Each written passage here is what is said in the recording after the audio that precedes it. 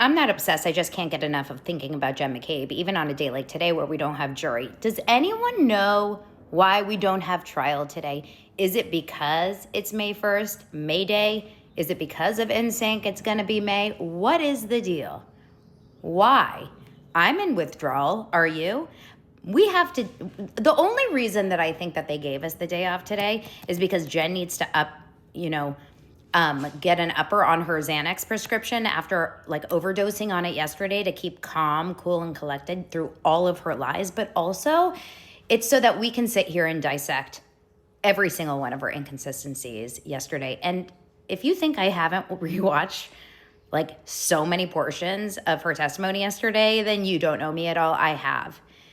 Here's the one question that there's so many, but here's the one thing that I just cannot get over. And I've been talking about it and thinking about it. I talked about it on my show today. I cannot get over this part. I can't get over this part, okay? You find out that someone who now is a dear friend of yours, but the day of, you call the police and you say, there's a man, there's a body on my lawn, on the lawn, a man. But now, I'm a dear friend, a dead body is on your sister's lawn. Okay, now I'm like Jen McCabe with a White Claw. A sister's lawn in a blizzard. Your sister's window is right there. Right there.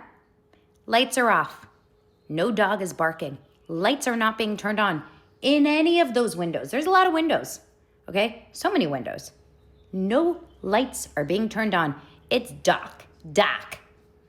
No lights are being turned on. You know what I'm thinking? There's a dead man in this small town, a cop, dead, with blood all over him on the front lawn. No lights turning on, no dog barking. Holy shit, we have a serial killer on the loose. Is my sister alive?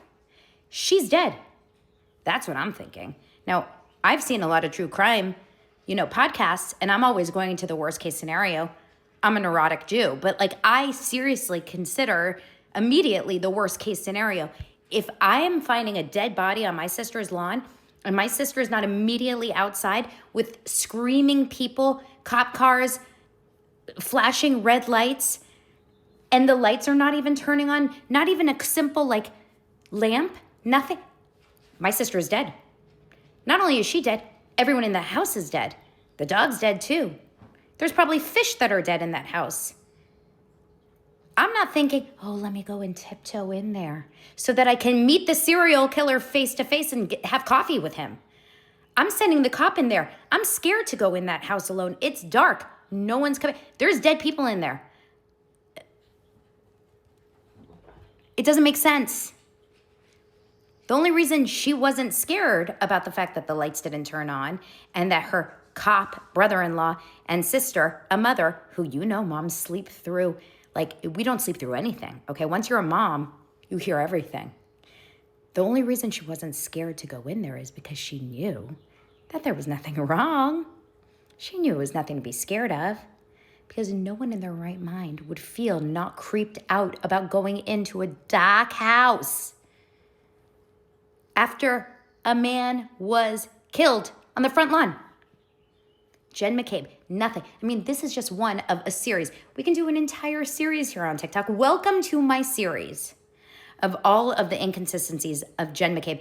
Jen McCabe on her own, her testimony on her own could be an entire series of why Karen Reed didn't kill John O'Keefe.